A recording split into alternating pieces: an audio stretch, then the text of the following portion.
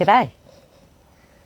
Today, I just had an experience, so we're going to talk about it. We know love counters fear. Bravery counters animosity. Well, I just learnt that. And peaceful state of mind counters a fractured state of mind. So love counters fear. I think a lot of that includes love and respect for self. Then that extends to others. So, and bravery counters animosity.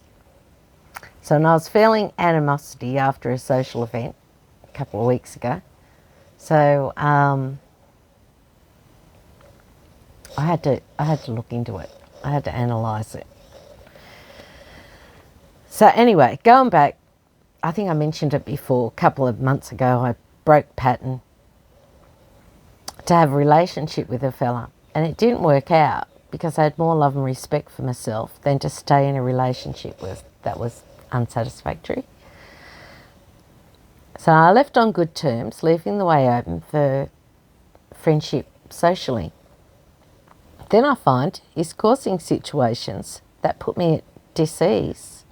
And the last social gathering I attended that he was there, he caused my humiliation. You know, he was subtle and manipulative while smiling and acting like he was a friend, and I saw through his fakeness and instantly lost respect. So what happened is after we split up, I went down interstate for a couple of weeks to pick up my van, and when I got back, I left a couple of things at his place that I wanted to go and pick up, so I'd organised that, and I drove my van over. And whilst I was there, I mentioned that there was something that I wanted to have looked at in the van. He's like, oh yeah, bring it into the workshop and I'll have a look at it. Anyway, I'll have a look at it next week. Oh, good, okay. Send him a message to remind him. Never heard anything. So it was just talking shit. And then after that, we're at darts. And I'm sitting next to my girlfriend. Anyway, he comes up and he asks her, does she want a drink? And not me. And everyone looks at me, and it was a bit humiliating, but I handled it. But I just sort of, it just made me so embarrassed, and I think that was the whole point of it. The funny thing was that my girlfriend said yes, so he brought her drinks, and then she expected them all night, and after a couple of bundies under her belt, she was demanding drinks. And the last one, she called him boy. Anyway, I sort of, by the end, as soon as darts was over, I'd had enough. And because I was the designated driver for me and my friend, we took off. But during the night, I chose not to react outwardly, but I immediately withheld eye contact from him for the rest of the night, and I wouldn't look at him and turn my back to him whenever he came close, so enforcing a subtle boundary. A week later, animosity was still with me because it really irked me. So I looked up the word animosity. So in etymology, it's boldness, vehemence, and life breath. So in Latin, an active hostile feeling. Well, that's what I was feeling. Realising sometimes boldness means being brave, I looked up bravery. And so in etymology, it was exhibiting courage or courageous endurance.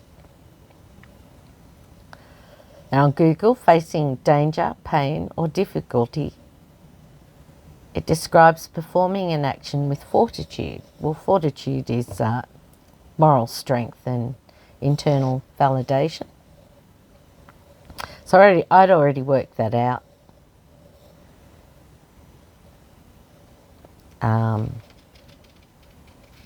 That was the path I was going to take. Because I'd already worked out with my intuition, recognising a red flag, that he was going to keep going. And my discernment was, if he's not going to be a decent friend, I won't be holding space for him in future. You know, I don't need to multiply bad frequency or let someone access my energy. So I had already decided there'd be stronger boundaries in future that I would enforce. Because if I didn't, he would hurt me and my pain becomes his pleasure. It's like, no. So the difference in frequency between us is that I left behind friendship and open communication. He, on the other hand, leaves behind friction and hostility. So the epitome of this is the difference with how one walks in life. So, 5.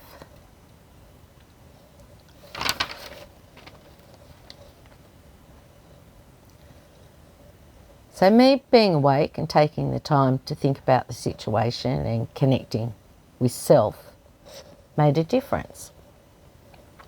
I honestly don't think I'll have to deal with him again in the 3D as my spiritual warriors walk ahead now to clear the path for me. He's already spiritually deflected.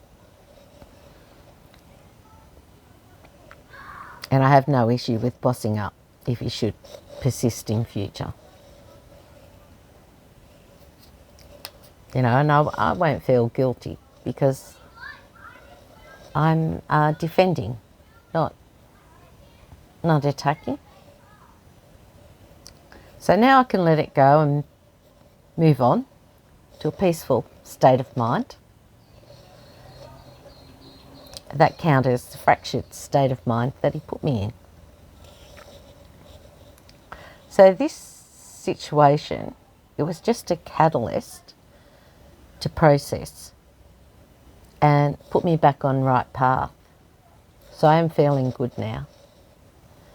But the realisation, I live in a different world, and I suspect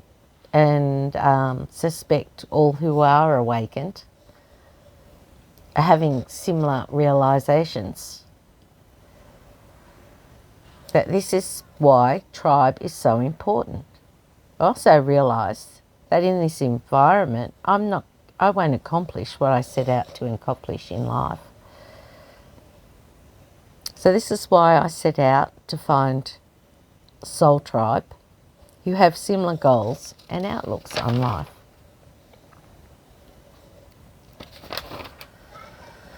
So, needless to say, I've given up darts. That environment, it just isn't feeding me. You know, and the people I'm meeting are not soul tribe. So I look at life often with childlike fascination.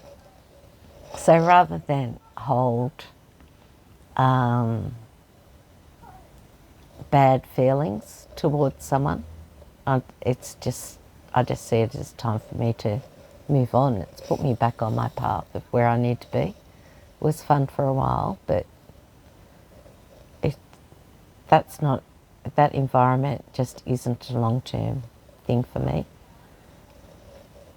And I had never looked up a feeling that I was feeling before, but it was really helpful to do that. So I just thought I'd share that with you, and I hope it does help someone. Thank you.